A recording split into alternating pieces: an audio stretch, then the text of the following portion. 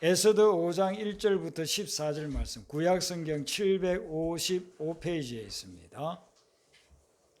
구약 755페이지에 있는 에스더 5장 1절부터 14절의 말씀을 교독하도록 하겠습니다. 구약성경 755페이지에 있습니다. 에스더 5장 1절부터 14절 말씀 교독합니다. 1절 먼저 읽어드리죠. 제3일에 에스더가 왕후의 예복을 입고 왕궁 안뜰 곧 어전 맞은편에 서니 왕이 어전에서 전문을 대하여 왕자에 앉았다가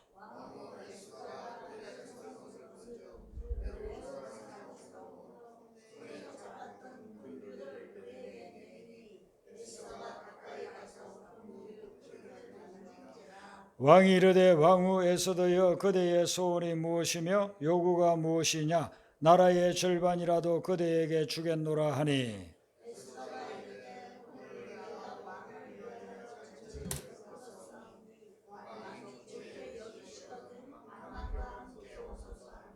왕이 이르되 에스더가 말한 대로 하도록 하만을 급히 부르라 하고 이에 왕이 하만과 함께 에스더가 베푼 잔치에 가니라.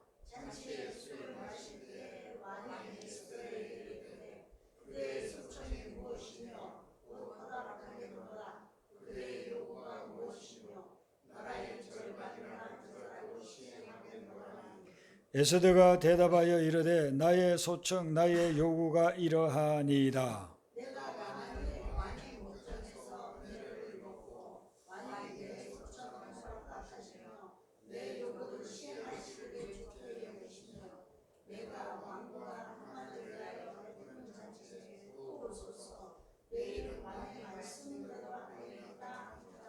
그날 하만이 마음이 기뻐 즐거이 나오더니 모르드게가 대궐문에 있어 일어나지도 아니하고 몸을 움직이지도 아니하는 것을 보고 매우 노하나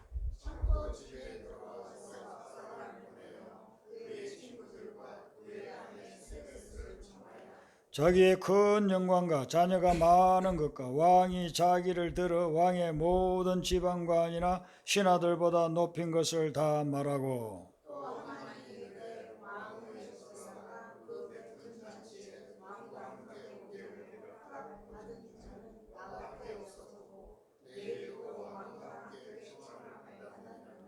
그러나 유다 사람 모르드게가 대궐문에 앉은 것을 보는 동안에는 이 모든 일이 만족하지 아니하도다 하니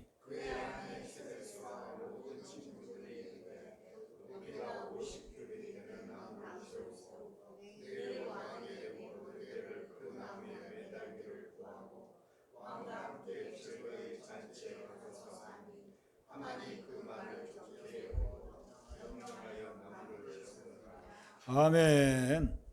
에스더가 남편을 33일 만에 만나는 거예요. 남편이지만 왕이기 때문에 자기가 만나고 싶을 때 만날 수가 없어요.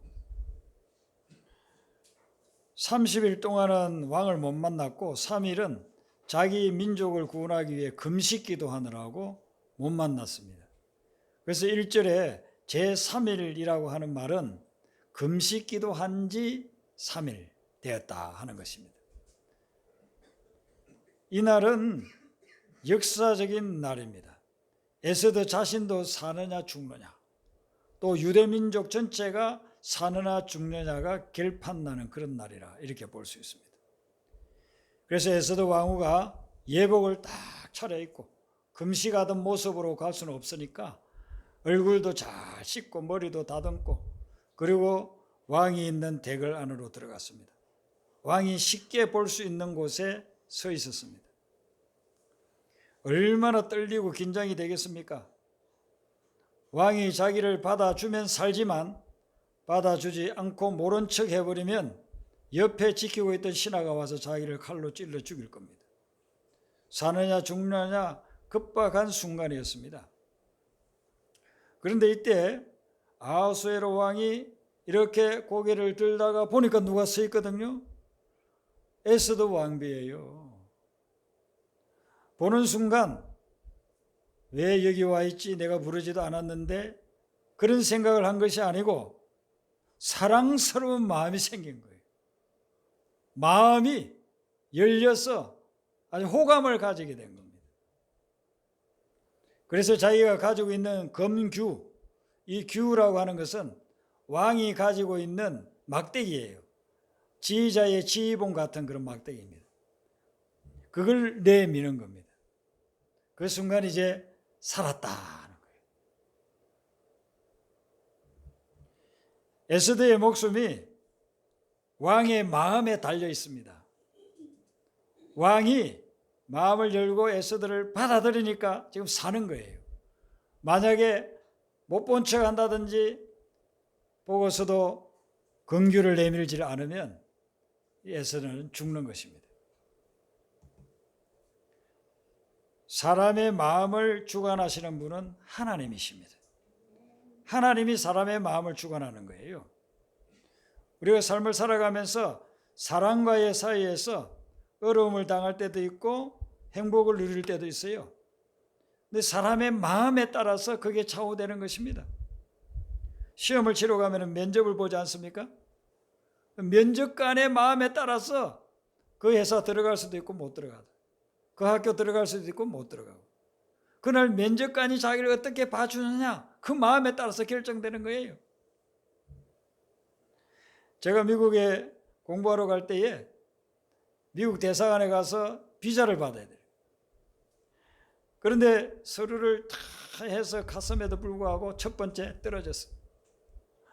또 준비를 보완할 거 있나 해가지고 조금 보완 더 해가지고 갔는데 또 두 번째도 또 떨어지고, 세 번째 갔는데도 또 떨어졌습니다. 그래서 하나님께 기도했습니다. 하나님이 제가 기도하는 중에 미국 가서 공부하라고 응답해 주셔서 준비해가지고 이제 마지막 관문을 통과를 하는데, 이렇게 떨어지는 것은 하나님 제가 응답을 잘못 받았습니까? 미국 가는 게 하나님 뜻 아닙니까? 그러면 저는 한국에서 목회하고 싶습니다. 미국 가서 꼭 공부해야 된다는 그런 생각이 저는 없습니다. 그러니 마지막으로 한 번 더 넣겠습니다. 하나님의 뜻이 아니면 마지막 한 번 떨어지면, 그러면 저는 미국 가는 거 다 그만두고 이제는 교회 개척하러 가겠습니다. 그렇게 이제 딱 기도를 드렸습니다. 기도를 드리고 네 번째 면접을 보러 갔어요. 그런데 그 영사가 저희들이 가져간 서류를 보지도 않고 옆에 딱 밀쳐놔요. 밀쳐놓고서는 저에게 물어요. 미국 가서 공부 다 마치면 한국에 다시 돌아올 거냐 안 올 거냐 이를 물어요. 그때는 공부하러 갔다가 돌아오지 않는 사람들이 많았어요. 그게 이제 미국 대사관의 골칫거리였습니다. 그래서 이제 저는 공부하러 가기 때문에 공부하면 돌아옵니다. 한국 와서 제가 목회할 겁니다. 그랬더니만 그 영사가 내가 당신 말을 믿고 비자를 발급해 주겠다 하면서 도장을 딱 찍어주더라고요. 세 번이나 떨어졌기 때문에 그 도장을 찍어준 서류를 가지고 광화문에 전철을 타러 오면서 그냥 너무 기분이 좋아가지고 이게 꿈인가 생신가 그랬습니다. 그 영사의 마음을 누가 움직였느냐 하면 하나님이 움직인 겁니다. 왜냐하면 서류를 보고서 했다면은 서류가 더 보완돼서 이랬다 하려고 서류 그 전에 간 거 딱 제쳐놓고 이야기를 하는 거 보니까 그분 마음에 이 비자를 내줘야 되겠구나 이 마음을 가지게 된 거예요. 그 하나님이 그 마음을 갖게끔 하신 거예요. 우리가 삶을 살아가면서 사람의 마음에 따라 좌우되는 그런 일들이 얼마나 많습니까? 근데 그 마음을 주관하시는 분은 하나님.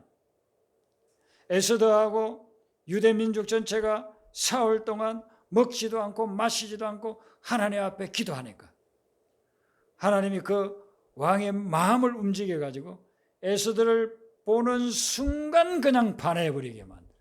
마음이 열리면서 사랑스러운 마음이 나오게끔 그렇게 만들어버린 겁니다. 사람들이 그래요. 여자가 아름답게 보일 때는 언제냐? 여자가 아름답게 보일 때는요, 슬플 때하고 아플 때랍니다. 슬플 때하고 아플 때. 아파서 힘들어하는 사람이 아름답게 보인대. 뭐 화장을 하고 이렇게 해서도 아름답게 보이겠지만은 특별히 슬픈 여자를 보면 남자들 마음이 막 움직여요. 또 아픈 여자를 보면 또 마음이 움직여요. 그런데 에스더는 슬프고도 아파요. 자기 민족이 죽게 생겼으니 얼마나 슬프겠어요. 그걸 알고 있으니 자기 마음이 얼마나 아프겠어요. 그런데 성령께서 왕의 마음을 딱 움직이니까 그 금식해가지고 자기 앞에 나타난 에스더가 너무 사람스럽게 보이는 거예요. 그래서 왕이 마음문을 열고 에스더를 맞아들이는 겁니다. 그래서 이제 에스더에게 묻는 거예요. 예기치 않게 부르지도 않았는데 왔으니까 일단 금규를 내밀어서 그걸 붙잡고 살려는 놨습니다. 그런데 예기치 않은 방문에 대해서 왜 이렇게 왔느냐고 물었어요. 물었더니만 우리 같으면 어떻게 하겠습니까? 야, 이제 왕의 마음문이 열렸구나. 그래, 나를 살려주세요. 우리 민족을 살려주세요. 이렇게 하지 않겠어요? 그 에스더는 그런 말 한마디도 하지 않아요. 한마디도 하지 않고 뭐라고 말하냐면, 왕이여, 제가 잔치를 베풀게 사오니 하만하고 같이 오셔서 잔치를 즐기세요. 그렇게 이야기하는 겁니다. 이 말을 들으니까 왕이 참 희한하네. 아니, 뭔가가 원하는 게 있어서 나를 만나러 온 것 같은데 그건 이야기하지 않고 하만을 데리고 오라, 잔치를 베풀겠다 그런단 말이죠. 그래서 빨리 하만을 불렀습니다. 하만을 불러가지고, 야, 오늘 잔치에 가자. 이제 잔치에 가서 술을 마시고 주홍이 막 이렇게 무르익을 때 왕이 너무 지금 궁금해서 견딜 수가 없어요. 다시 에스더에게 이야기하는 거예요. 소청이 뭐냐, 요구하는 게 뭐냐, 원하는 게 뭔지 말해라. 나라 절반도 주겠다. 처음에 말했던 거 또 이야기합니다. 그 말을 들었을 때 에스더가, 우리 민족이 죽게 생겼습니다. 좀 살려주세요. 이 말을 할 법도 한데 또 그 말 안 해요. 그리고서는 이런저런 이야기하면서 결국 결론은 내일 또 제가 잔치를 베풀 테니 하만을 데리고 다시 한번 오세요. 그러면 제가 그때 일을 이야기 다 하겠습니다. 라는 거예요. 여러분, 이 정도 되니까 이 하만은요, 얼마나 기쁘고 즐거운지 몰라요. 자기가 제국의 제2인자가 되어가지고 왕하고 단 둘이만 왕비가 베풀어주는 그 잔치에 참여하니까 얼마나 기쁘고 즐거운지 몰라요. 그래서 집에 와가지고서는 아내에게 이야기하고 또 친구들 부르라 해가지고 다 모아놓고서 자기가 얼마나 기쁘고 즐겁고 이렇게 좋은지 그런 이야기를 합니다. 그 이야기 내용이 이제 9절에 나오잖아요. 9절에 마음이 기뻐서 즐거이 나왔고, 그 다음에는 10절에 친구와 아내를 청해가지고 자기 자랑을 하는데 11절에 보시면 자신의 큰 영광을 자랑했어요. 이 세 번째에 보면은 재산이 많은 거라고 했습니다. 재산이 많은 걸, 제국의 제2인자의 재산이 얼마나 많겠습니까?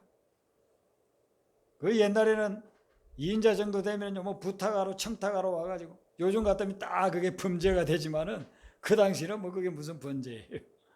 그래서 그냥 보따리 싸가지고 오는 거예요. 이거 들어주세요. 그거 하나 들어주면 요즘 같으면 막 몇십억씩 오가고. 그러니 돈이 얼마나 많겠습니까? 자기 재산이 엄청나게 많은 거 자랑합니다. 그리고 자녀들이 많은 거, 아들만 10명이라고 했습니다. 딸은 뭐 여자들은 잘 이야기를 안 하니까, 그러면 여자들도 딸도 한 10명이면은 아들, 딸 한 20명을. 페르시아에서는요, 제국의 그 부흥을 위해 가지고 많이 자녀들을 낳도록 그렇게 군장을 했습니다. 그러다 보니까 뭐 자기 자식 많다고 또 자랑합니다. 그 다음 자랑은 뭐냐면 자기 권력을 자랑합니다. 내가 이렇게 왕과 더불어서 같이 지낼 정도. 자기의 권력, 지위를 자랑하고, 그리고 자기 명예를 자랑합니다. 왕후가 나를 초대해서 이렇게 잔치를 베풀어 줄 정도다. 그런 자랑들을 했습니다. 하만은 그때나 지금이나 사람들이 누리고 싶은 모든 것들을 다 누렸다, 이렇게 볼 수 있어요. 지위, 명예, 권세, 물질, 가족, 자녀, 누리지 못하는 게 없을 정도로 다 누리고 있었습니다. 자, 사람들이 자랑을 하면 대부분 이런 것들을 자랑하는 거예요. 나 돈 많이 벌었다. 그래서 어떤 연예인이 수백을 벌었다 하면 그거 막 뉴스에 올라옵니다. 누가 무슨 뭘 해가지고 돈을 많이 벌었다 하면 그거 막 자랑합니다. 자녀가 잘 됐다. 자녀가 많다. 권력에 올라간다. 이런 것들을 이제 자랑하는데 우리가 이런 것들을 누리게 될 때에 조심해야 돼요. 왜 조심해야 되느냐면은 이런 것 자체는 나쁜 게 아니에요. 하나님이 축복해서 우리에게 물질도 주고 건강도 주고 명예, 지위도 권세도 주고 이렇게 할 수 있어요. 그런데 이것 때문에 자만에 빠지고 교만에 빠지게 되면 하나님이 그런 것들을 다 나중에 거두어 가버릴 수도 있다는 것입니다. 그러므로 이런 것들 자체는 나쁜 것이 아니지만은 그것을 가지고 누리면서 생각하는 것이 다른 사람에게 자랑하고 그런 걸 갖지 못한 사람들을 무시하고 내가 대단한 존재라고 교만에 빠지게 되면 그게 복이 아니라 화가 될 수 있는 거예요. 그래서 오늘 이 본문 말씀에 보면은 모르드게라고 하는 인물이 나오는데 이 교만한 하만의 그 한계를 드러내주는 사람이 바로 이 모르드게. 하만은 자기가 가지고 있는 거 누리는 거 그거 가지고 야 이제 나는 대단한 존재다.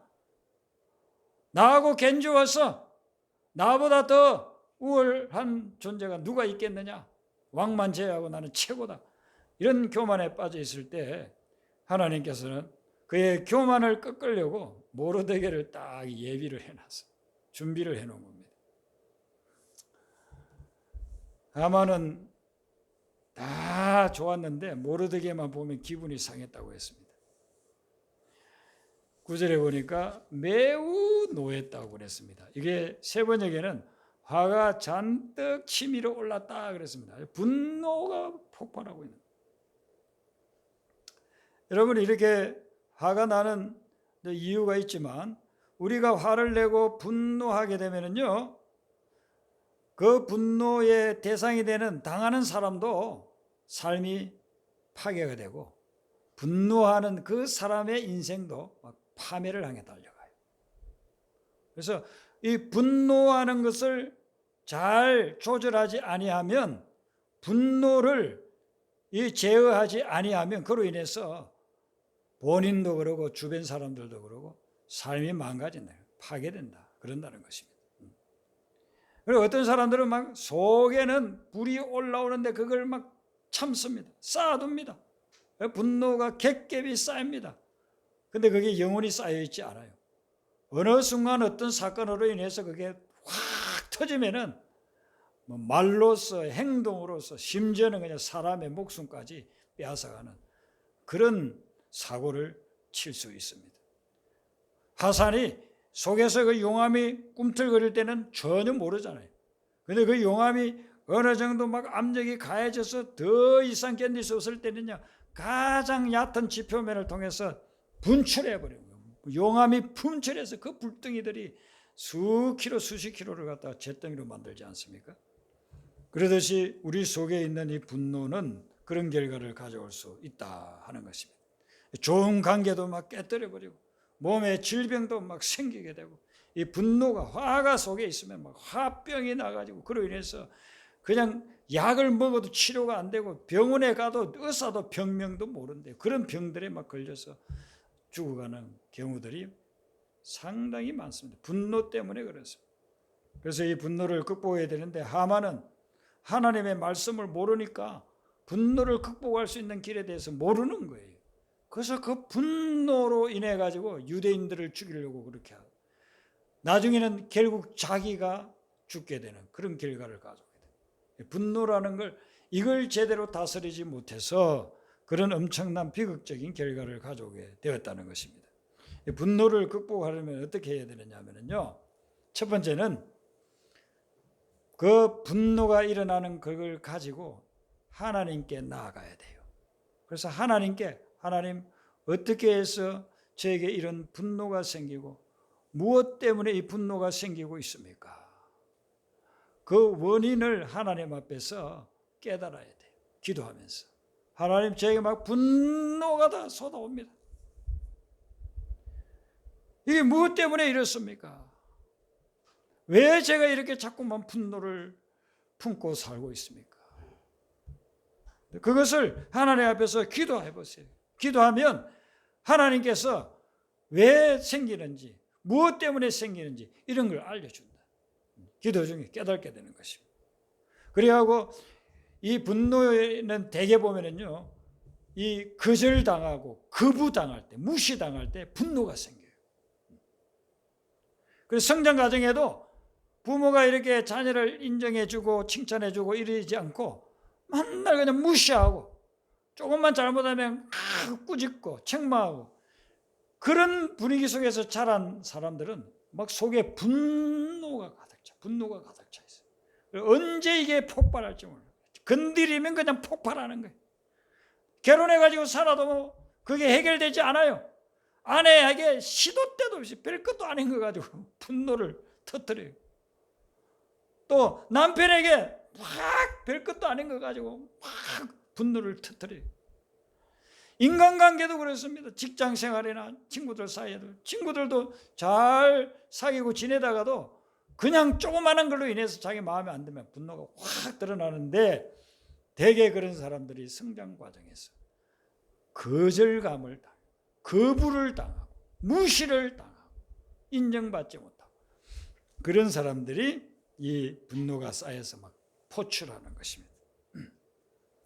그래서 하나님 앞에 이제 그런 걸 놓고서 기도를 해봐야 돼. 기도를 하고, 기도하면 하나님이 지혜도 주시는데, 특별히 여러분들에게 상처를 준 사람들, 그 사람들을 좀 이해하는 방향으로 나아가야 돼요.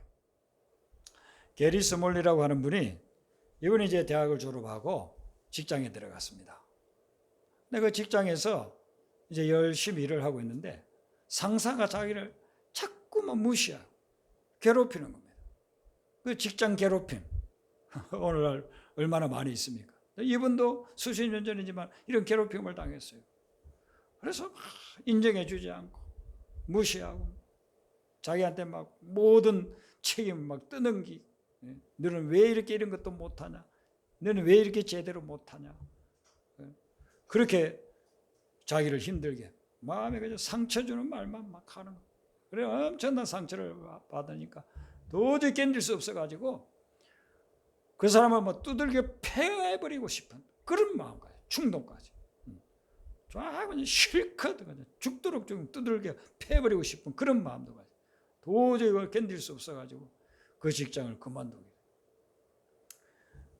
그래도 이 사람이 이제 예수님을 믿는 사람이니까 그 문제를 놓고 기도하고, 그 문제가 계속해서 자꾸 자기 생각 속에 또 생각나고 그러는 거예요. 그걸 견딜 수 없고. 그런데 어느 날 그 직장에 다니는 사람이, 자기보다 더 일찍 오랫동안 직장 다니는 사람이 이야기를 해주는 거예요. 그 당신을 괴롭힌 사람이 있지 않느냐. 그 사람이 이 회사에 처음 들어왔을 때, 신입사원일 때 그 양반의 상사가 있었는데 그 사람이 그를, 신입사원인 그를 그렇게 괴롭혔다는 거예요. 무시하고 상처 주고 그렇게 괴롭혔다는 거예요. 근데 그걸 나는 이렇게 괴롭힘을 당했으니까 나는 후배들에게 좀 잘해줘야지, 이게 아니고 자기가 당한 그걸 가지고서 다음에 오는 또 지 밑에 들어오는 신입사원을 그만큼 그 이상으로 더 괴롭히고 있는 거예요. 그 이야기를 듣고서는 자기를 괴롭혔던 상사가 참 불쌍하다는 생각이 들었습니다. 그래서 하나님께 기도했습니다.